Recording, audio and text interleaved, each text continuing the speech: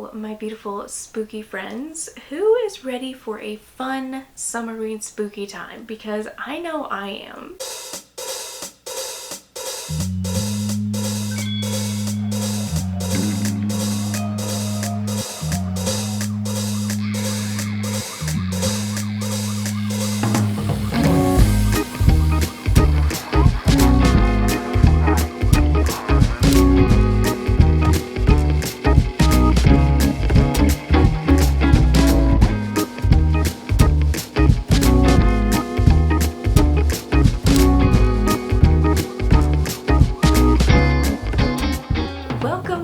Summerween reading vlog. I could not be more excited to be participating again in this readathon that Gabby hosts. She does such a great job every year, not only with the prompts but engagement and just coming up with all the things that she does for this readathon. If you don't know anything about what Summerween is, I'll leave the details of her video below. But honestly, this readathon came at the perfect time for me personally because I don't know what the heck I want to read right now. I have been so all over the place trying to mood read, but not really feeling necessarily anything I'm reading. It could be because I was sick for a week and a half, but I'm just trying to get back on track with reading in general. And what better way to do that than a spooky readathon? I don't know about you guys, but I cannot stop thinking about fall. Engagement is down, I'm kind of burned out on summer content, and fall is just the best time of the year. And I've been looking forward to that for so long now. The past couple weeks I'm just like, I want fall. I'm tired of the hot weather. Plus there's never enough time to read all of the spooky fall fun books. So hopefully this week is definitely going to help me cure that like fall blues of just wanting it to be here already, but also not wanting to wish summer away. But I'm going to talk through real quick what I'm going to be reading in this video because I honestly could not be more excited for some of these. I'm predicting like a straight 5-star reading week, but I said that last time and it didn't happen. The first prompt is just to read a book in the dark, and for me that's gonna be cozy in bed with my fairy lights on because I am gonna be reading all physical books. I don't really have anything on my Kindle that I was really desperate to read, but for this prompt I did end up buying a book. Do I have enough fall books to fulfill this prompt? Yes, but I have been very curious about reading a Darcy Coates book. This one specifically has I think the most ratings. I don't know if people say to start here or not. This book specifically I've almost bought in Barnes & Noble so many times, but honestly I'm terrified. But I thought to myself, Summerween is not only the perfect time to buy a new spooky book, but also just to experiment in the horror genre a little bit. I typically don't read horror at all. I feel like most of you know that, but I've been hearing the term cozy horror associated with this author, and it has me very curious. The only thing I know about this one is it's about a girl named Adrian who inherits her great aunt's house. It's very small town vibes. There's a lot of spooky things happening. I really hope this isn't too gory, but if it's giving off cozy vibes or even gothic,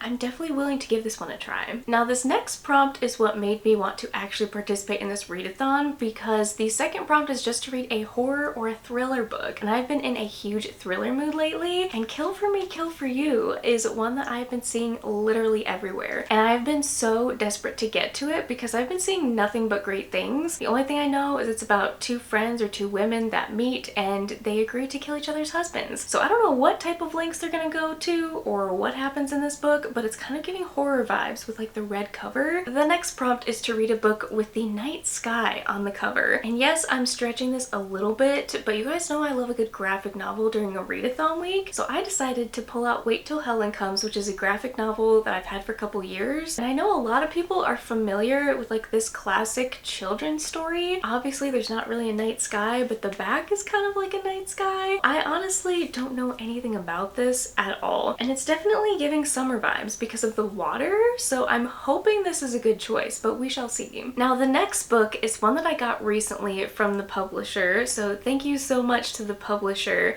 but it's going to fulfill the prompt of a title with 5 or more words in the title. That is We Used to Live Here by Marcus Kliewer. I've actually never ever heard of this author before. He's a debut author, and apparently his story used to be on Reddit as a short story until the publisher or something reached out and told him to make it a full novel, and now it's going to be a Netflix movie with Blake Lively, and I don't know how the rights get sold that quickly for something like this. This just came out, but it sounds incredible. It's basically about this couple who moves into this house and they have some guests over who will not leave. I know this is a psychological thriller, hopefully a haunted house story. I've seen a lot of great early reviews about this one, and it's not very often that I just go out on a whim and read kind of like a newer random book, but who knows, it could be a hidden gem. Last but not least, we have read a book that takes place during the summer, and of course I had to read Summer's Edge because the title makes so much sense. But my friend Kendall read this last year and gave it 5 stars, and she told me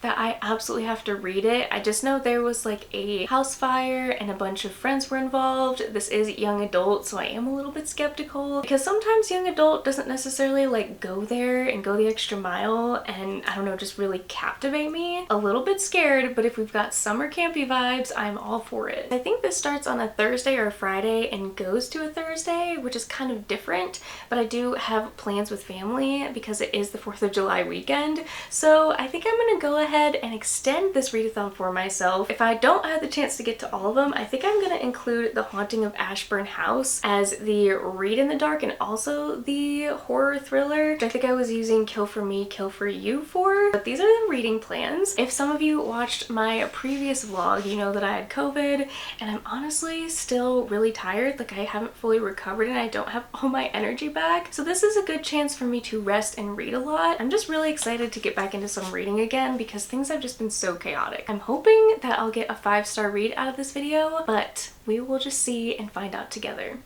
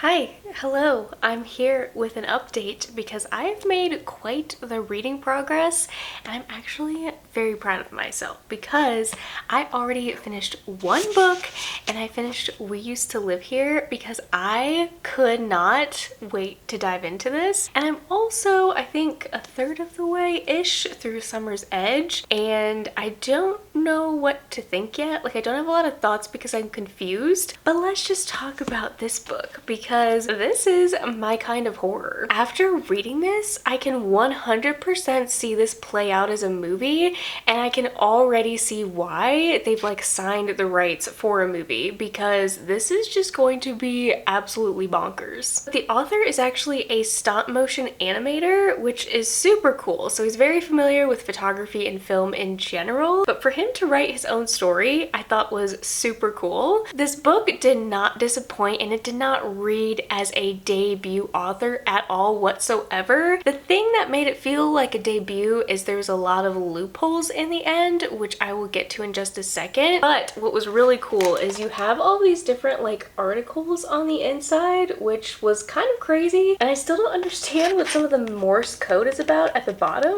But we basically have this couple who moves into this beautiful kind of gothic style house, and there is a family of I think 5. There's 2 boys, a little girl, and a husband and wife. And the husband claims that he grew up in this house and he used to live here, and he just wants to walk through the house as like going down a memory lane type of situation. But then the family doesn't leave the house. And our main character Eve cannot decipher the difference between reality and what is her imagination, and things just start getting wild. This feels more of like a sci-fi social commentary horror. Like, there were some really creepy moments, but there was just enough to creep me out, but not enough to make me be like, ooh, this is super gory, like I can't handle it. So I feel like the combination of all of the different things in this book were like perfectly me. The writing right from the beginning reminded me a lot of Ian Reid. I've also read We Spread, and the unsettling feeling you get while watching or reading his books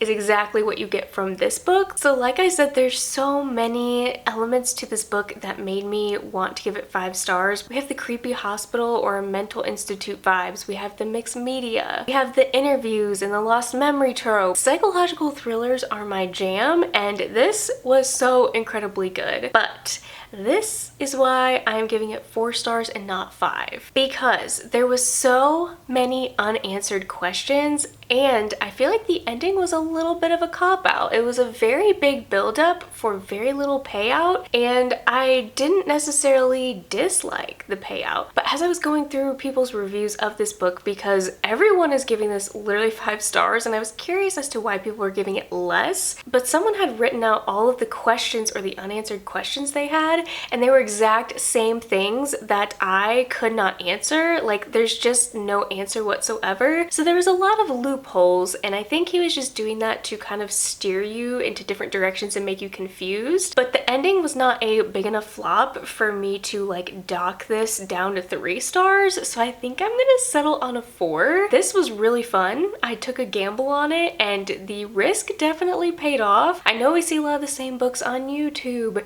and Bookstagram, but I am getting like super burned out of seeing these same exact romances or fantasy romances. Like, yes, I love a good romance or I love a good fantasy, but when we're seeing the same books nonstop, it makes me really aggravated. So this was really fun to just read something completely new and fresh, a new author, something that I didn't know if I was gonna like, and I ended up really loving it. Now this book, on the other hand, I cannot tell if I'm loving it or not. Right now it's reading like a 3 star. We have a lot of very unlikable characters, and this starts out where all of the characters have some type of previous friendship or have dated each other before or are in a relationship. They basically knew each other 2 years ago while they were all in high school, and unfortunately there was a house fire that killed one of their friends. We're trying to slowly uncover the mystery of who sent out these invitations, who was the one that started the fire, if anyone started the fire. There's just a lot to unpack and a lot to uncover, and we're not getting a lot of answers so far, which it's kind of aggravating me. So we're kind of following along with Chelsea, trying to figure out this mystery, what's going on. There's a lot of talk of like sleepwalking and sleeping in dreams,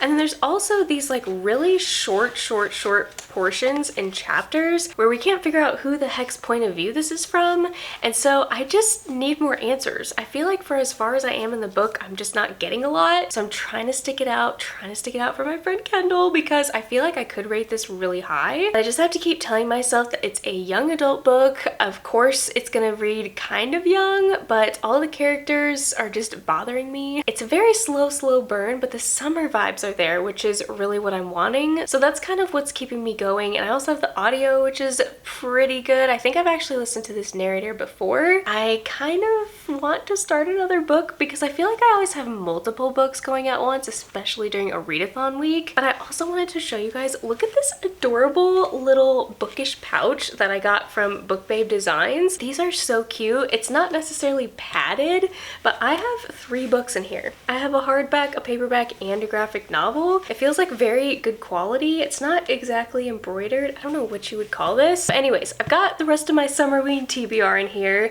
and I am just so excited and so curious to start this Darcy Coates. I might start another book tonight. Today's only Tuesday, so we have plenty of time to finish our TBR. I will keep you guys updated whenever I finish Summer's Edge. Hello friends! friends, I have a little bit of a reading update, and it's not what I expected it to be. I did finish one book, but I have Kindle coming in a few minutes, so this is probably going to be pretty quick. Also, I had to bring out the ghosty shirt today because we are just feeling the fall vibes today. But I had to tell you that I finished Summer's Edge, and this was not the 5 stars I predicted it was gonna be. It's actually more of like a 2.5 or a 3, which isn't the worst rating in the world, obviously, but it's also not the best. Kendall, I'm so sorry. Just skip over this part or plug your ears because I still trust you with reading. I really do. But this book was just not it for me. If you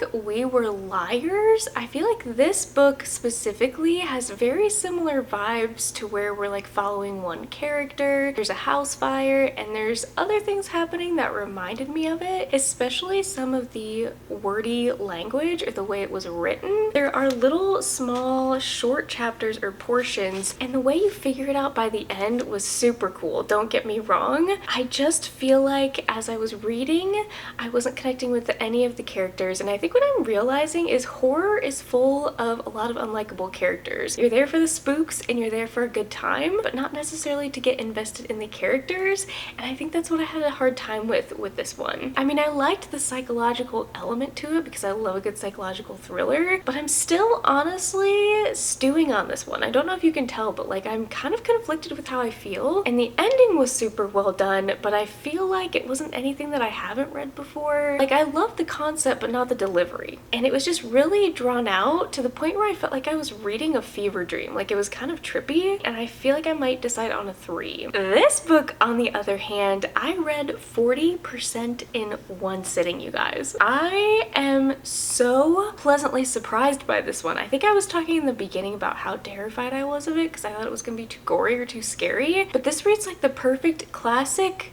gothic cozy horror. I don't like to use the word cozy for horror, maybe more of like a beginner horror. I am so in love with this. But when I first started it, I was like, wow, this is kind of giving me like Rachel Harrison vibes because there's 4 other girls that are friends, and Darcy Coates just has like that feminine kind of touch or feminine, I don't know, wording or the way that she writes. And this is just writing more of like a suspenseful mystery or a spooky mystery rather than like a horror book, which is totally up my alley. And I feel like the cozy parts come from she has like a cat and the cat has a personality. We're slowly uncovering the mystery of her great aunt Edith, and she obviously inherited this house. She doesn't know the town, she's low on funds, she's a writer, and there's just so many other things that are at stake, but I don't know what to expect from this. I don't know if there's gonna be like a crazy twist. She includes one of my worst fears, and it's just making it very uncomfortable and unsettling, which is what I like, but it's not too much. But there is my reading update for now. I have Kendall coming over in a little bit, like I said, for some dinner and a movie night. I think we might watch Friday the 13th because neither one of us have ever seen that. And I think it actually takes place during the summertime, but I need to go ahead and get these s'mores bars started so we have a little snack for later. And I am feeling very good about this Summerween vlog.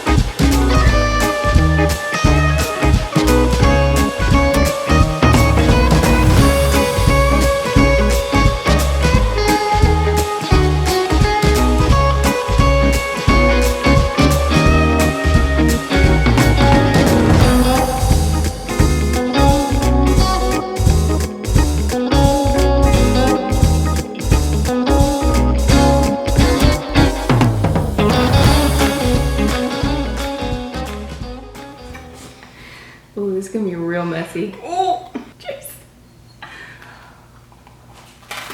Oh my god.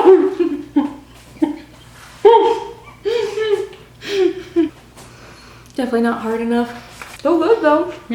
Hello everyone, welcome to the end of this video. I have such an exciting reading wrap up to share with you, but before we do that, I have two very fun little packages I thought I would open with you just because who doesn't love a good unboxing? This one is actually something spooky, which kind of fits the theme of this video, and this one is a new summer collection from my friend Casey at Forever Booked. She literally never ever pays me to talk about her stuff on my channel, but I honestly love it so much and I always want to send you guys her way, especially for stickers, all your Kindle needs. This is probably my favorite collection so far, so I'm very excited to open this and share it with you guys. But first, let's open one of my first spooky items I've bought for the season. Oh my gosh, I'm so excited. You guys, look, it's my first spooky shirt of the season. Do you guys see this? Look how cute these skeleton pumpkin head guys are, or girl and guy, with their little coffee cups. I love it so much. This shirt is from American Eagle. If you don't know, American Eagle has the same like spooky shirt every year. There's one I almost got, but then I saw this one and they are always sold out of their spooky shirts. Every single year, I can never get a hold of them. I'm always too late to the game, but they finally had this one and I jumped on it early. Loving the texture and the color of this shirt. I feel like you could pair this with a black cardigan or a corduroy or like some plaid pants or like any type of flannel. I feel like this is going to be perfect and I'm going to be living in this shirt. So run, do not walk to American Eagle. They never disappoint. Their stuff just lasts for freaking ever. So I'm so excited I finally got my hands on this. It's so freaking cute. Okay, next up we have Casey's package. This is a very thick package too, so she must have sent a lot. Oh my gosh. Casey, this stuff is adorable. This stuff is so freaking cute. Okay, first of all, she always wraps her stuff in this adorable pink little tissue paper. I love it. Her branding is perfection. I believe my code is LIVE10. If you guys ever want to buy from her, please use the link or the discount code in my description to get yourself some goodies. But look at the back of this card. This is just so adorable. She asked me if I was a note taker and I'm like, girl, I am the biggest list maker. I can never have too many notepads. This is so cute.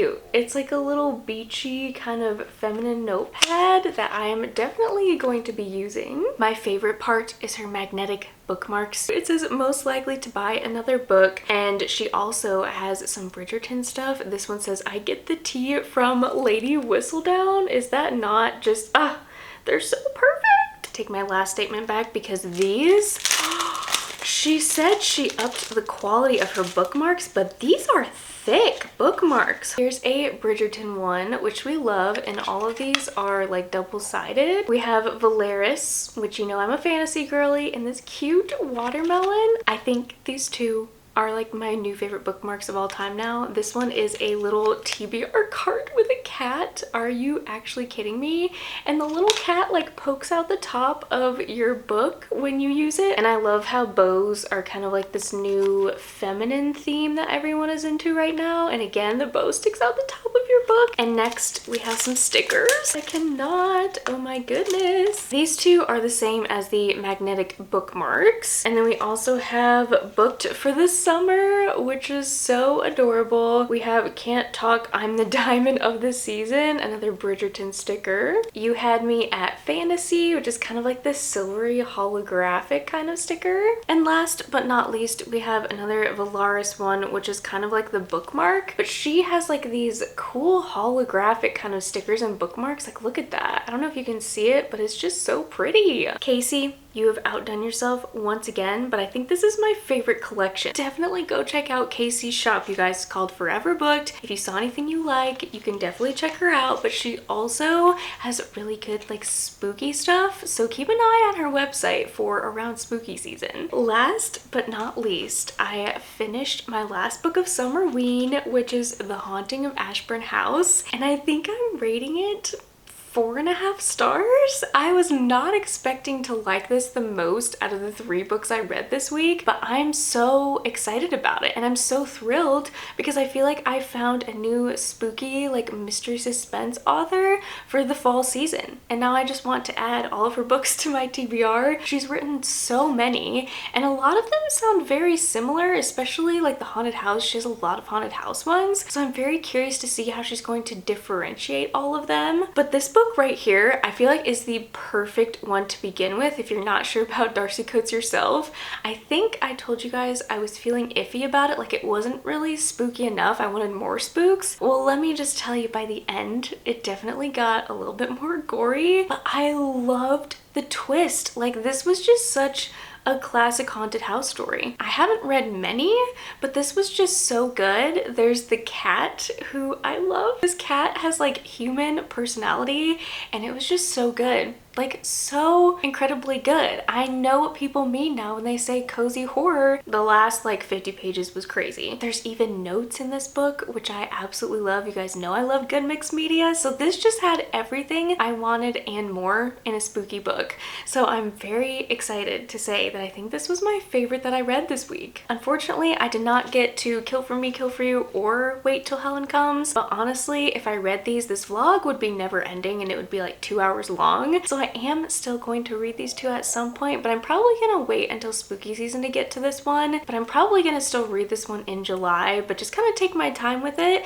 because I read 3 full books this week and that's enough for me because this readathon definitely helped me get out of my reading slump. Like, these 2 books were absolutely incredible, so you should add them to your spooky fall TBR or just pick them up now because they're probably potentially gonna be like favorites of the year for me. Totally unexpected, but this was such a good reading week for me. Thank you guys so much for sticking around and hanging out with me and getting a little glimpse of some pre-fall content. I'm so excited for this year. I have big plans to weekly vlog and I think it's gonna be such a fun time. But thank you to Gabby for hosting another year of Summerween. I always have a blast. I've discovered a couple new favorite authors and I just love this week and I cannot wait to participate again next year. So thank you so much for watching this video, supporting my channel. I love you guys so much and I will see you in my next video.